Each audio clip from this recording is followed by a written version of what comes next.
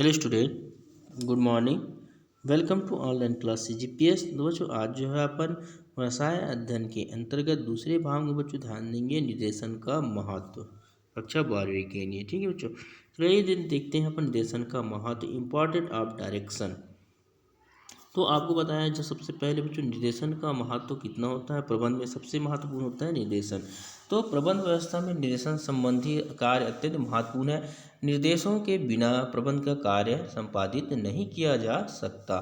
निर्देशन के बिना प्रबंध की अन्य क्रियाएं जो है महत्वहीन होती है, क्योंकि निर्देशन वह मार्गदर्शन के बिना कोई भी कार्य नहीं किया जा सकता।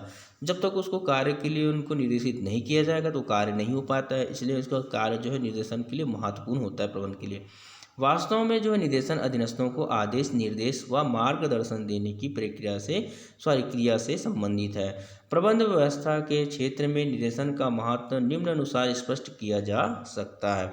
सबसे पहले देखेंगे बच्चों, निर्देशन प्रेरणादायक शक्ति, मतलब जो है निर्देशन जो रहता है प्रेरणादायक कार्य को करने के लिए। निर्देशन से अधीनस्थों के में कार्य के प्रति आकर्षण व प्रेरणा जागृत होती है। यह एक ऐसी शक्ति है जिसके कारण प्रत्येक व्यक्ति कार्य करने को तत्पर हो जाते हैं। निर्देशन के माध्यम से अधीनस्थों में कार्य के प्रति रुचि बढ़ जाती है। इस प्रकार निर्देशन अधीनस्थों में प्रेरणा का कार्य करता है। तो इस प्रकार समझ आया बच्चों, निर्देशन जो है प्रेरणा जो है उस कार्य को उत्साहित के लिए किया जाता है ना। अगला देखिए हम कार्य में एकरूपता। यह सत्य है कि 5 महिलाओं को समान मात्रा में सामग्री उपलब्ध कराने पर भी सभी के द्वारा तैयार किए गए खाने में अलग अलग स्वाद होता है। आपको सभी मालूम है एकरूपता नहीं होता, पर ऐसे ही कार्य में रुचि एक समान सामग्री व सुविधाएं उपलब्ध कराने पर कार्य का स्वरूप भिन्न भिन्न होगा। अतः कार्य में एकरूपता लाने के लिए निर्देशन अत्यधिक महत्वपूर्ण होता है। उसको बार बार कार्य के समय उसको बताया जाए। अगला देखेंगे अपने बच्चों यहाँ पर कार्य के लिए मार्ग प्रशस्त होना, मतलब उसको निर्देशन जो कहते हैं अपन। किसी भी कार्य का समन्वय करने के लिए मानसिक, बौद्धिक तथा शारीरिक क्रिया का प्रवाह होना आवश्यक है, मतलब सभी चीज़ में कार्य संचालित हो। निर्देशन बौद्धिक क्रिया का प्रवाह, मतलब बुद्धि का कार्य का उचित नियोजन व रूपरेखा तैयार कर शारीरिक क्रिया वाले अधीनस्थों को निर्देशन के माध्यम से कार्य सौंप दिया जाता है। इस प्रकार निर्देशन द्वारा अधीनस्थों को कार्य के प्रति मार्ग प्रशस्त किया जाता है। कार्य को करने का एक अच्छा मार्ग प्रकट हो जाता है यहाँ पर, है ना बच्चों। अगला देखेंगे आधुनिक, है ना, बड़े पैमाने के उत्पादन में महत्व। आज के जो है बड़े पैमाने में जो है आज नए नए निर्देश, नई नई खोज के बारे में जानकारी, जिससे महत्व बढ़ता है। बड़े पैमाने के उत्पादन में कार्य उत्पादन में एकरूपता का होना आवश्यक है। इसी हेतु उचित अधिकारी द्वारा दिशा निर्देश आवश्यक है। बड़े पैमाने पर उत्पादन में अनेक व्यक्तियों की आवश्यकता पड़ती है।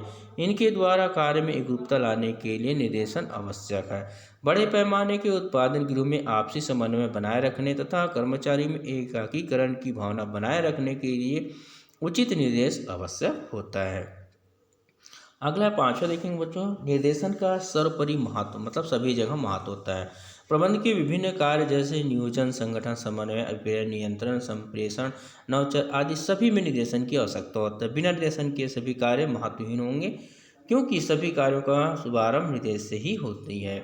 अगला देखेंगे 6वां, निर्देशन का सर्वव्यापी महत्व, मतलब सभी जगह महत्व। निर्देशन के महत्व केवल प्रबंधकीय क्षेत्र तक सीमित नहीं किया जा सकता, अपितु निर्देशन की आवश्यकता व महत्व जो है सर्वव्यापी समग्र है।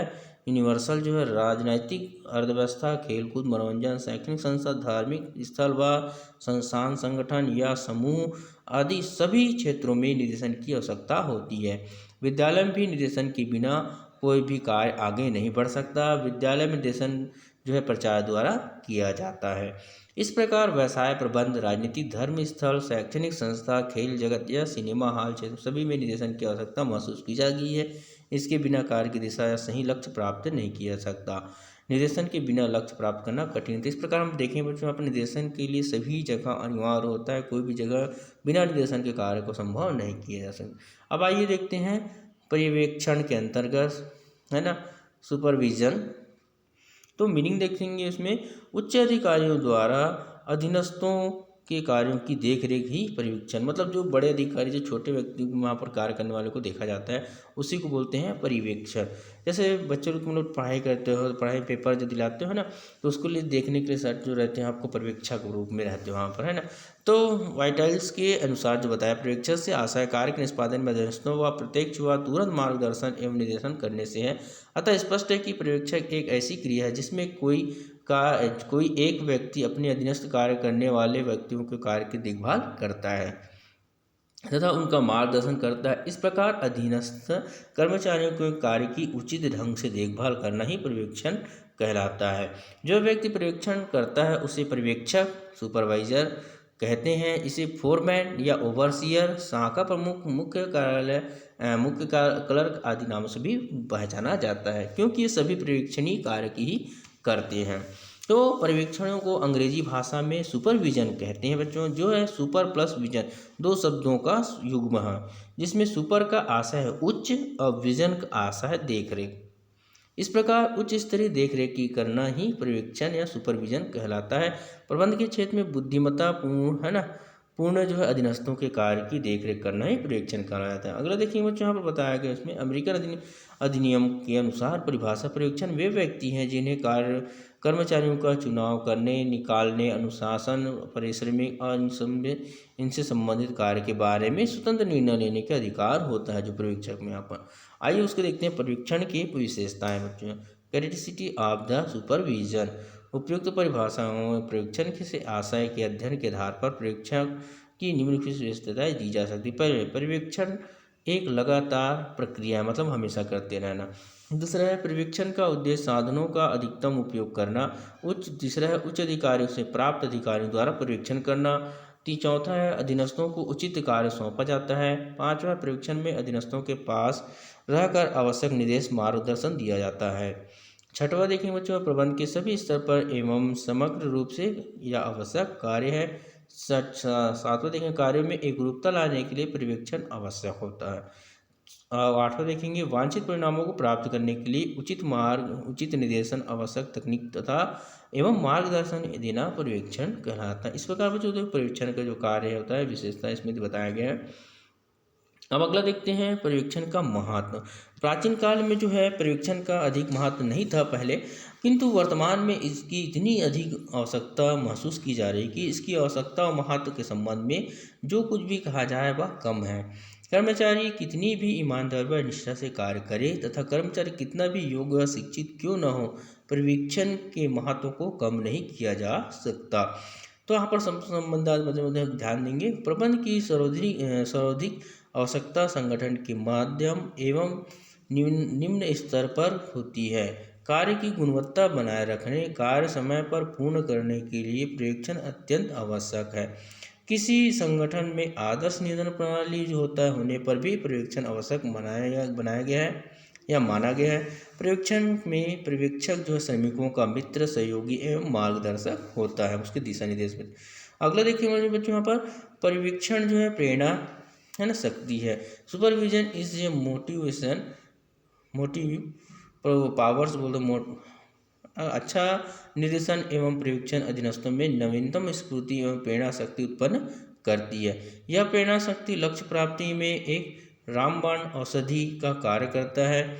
बिना प्रेरणा शक्ति के किसी भी कार्य को समय पर पूरा करना संभव नहीं होता है। तो यहाँ पर अतः कार्य को शीघ्र कर लक्ष्य प्राप्ति में पर्यवेक्षण आवश्यक होता है। दूसरा बच्चों, यहाँ पर उपक्रम की सफलता, सक्सेस ऑफ इंटरप्राइजेस। तो कोई भी उपक्रम वहाँ के मैदानी कर्मचारी फील्ड एम्प्लॉयमेंट के बिना प्रगति नहीं कर सकता। विकास के लिए वहाँ के कर्मचारी द्वारा मन लगाकर कार्य करना आवश्यक है।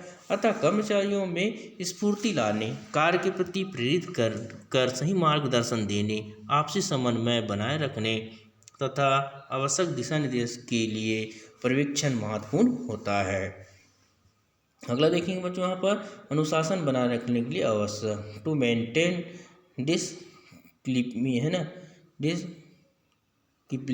किसी भी उपक्रम की सरलता के लिए यह आवश्यक है कि वह पूर्ण अनुशासन हो। अनुशासन बनाए रखने के लिए उचित नेतृत्व, लीडरशिप आवश्यक है। पर्यवेक्षण कार्य दल वर्किंग टीम का निकटता उच्च अधिकारी होती है।